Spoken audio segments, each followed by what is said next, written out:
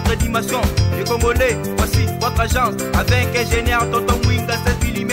Papa, na Kevin, agence 16. J'étais à Mila, Bazakoka, Desa, Coca-Cola, toujours imité mais jamais égal. 16 mm. 16 mm. 16 mm. 16 mm. Réalisation, clip vidéo, théâtre et cinéma, publicité, documentaire, magazine, reportage mariage, reportage d'aide et émission. 16 mm. 16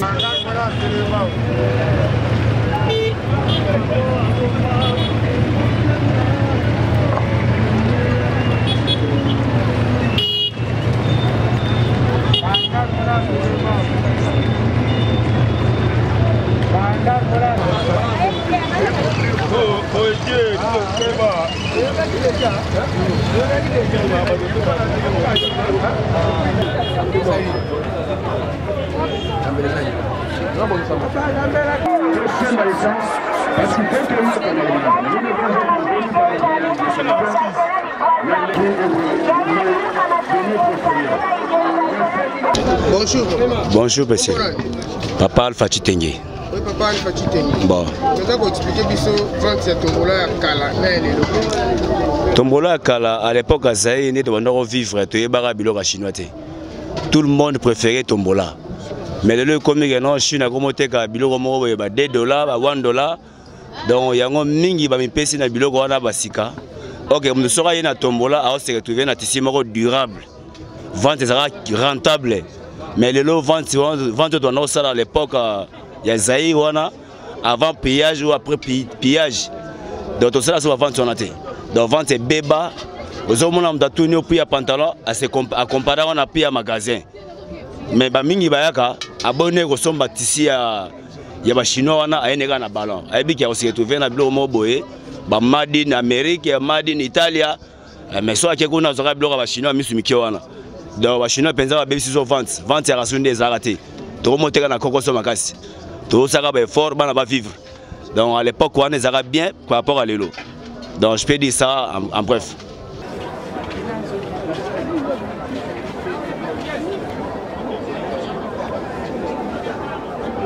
Kaleza qui n'a vente à l'île n'est comme Bon, ça la nime, ça le ça la gueule.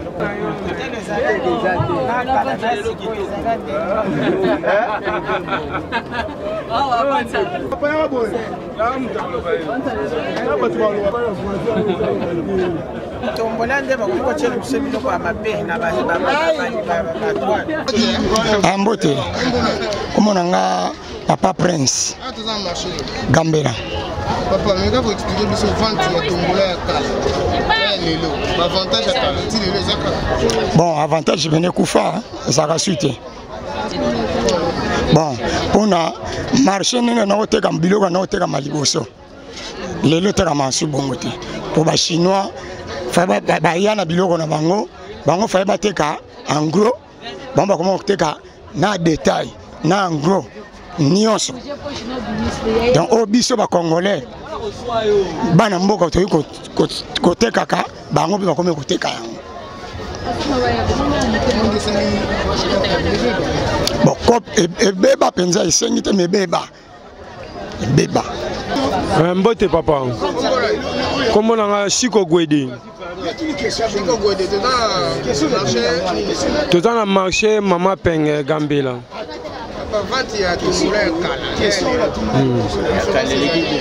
Il y a Kaleleki.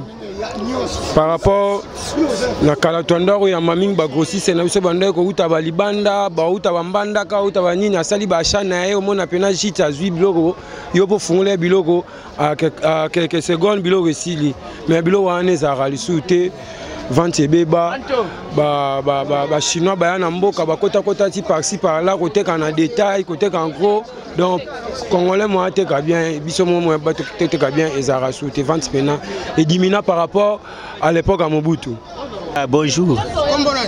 Comment on a Akila? Papa Kila? Oui. Marché Gambela. Bon, vente ya tombola ya kala na lelo za penza différent. Kala tozwa ba grossiste belé bazoto banzela mai, bazoto bangola. Ba qui quitte. Mais pour le moment penza changement quota. Donc vente etira sundenga kalate. Et puis ba petit marché Mike bima libanda. Tombolé comment était quand même dans la cité, dans le coin de riz, dans le niveau donc le faubourg, dans Misika, donc tombolé comme presque partout. Donc vente et tirer soutien des zala kala. Bote maman. Bote. Maman comment on? Ah, gai ma pépé. Ma pépé.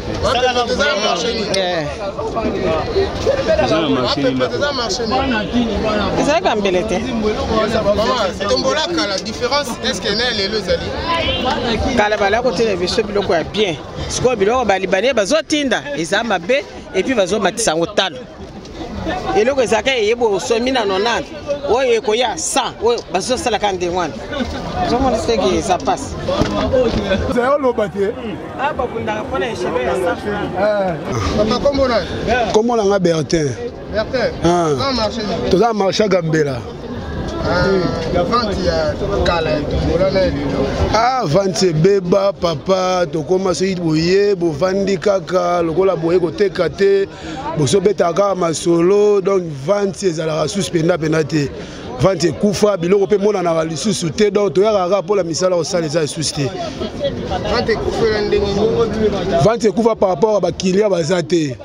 Biloko pe e mona na lisusu te ndenge ezalaka. Bon, il y a des biloko donc il y a ça pas si fort donc dégâts tous ceux qui ont vivre dans l'Angola Nzambe il y a aussi un bakonzi batela biso pe likambo ba commerçant ba tira biso pata monsieur sala bien OK maloba na ngwa.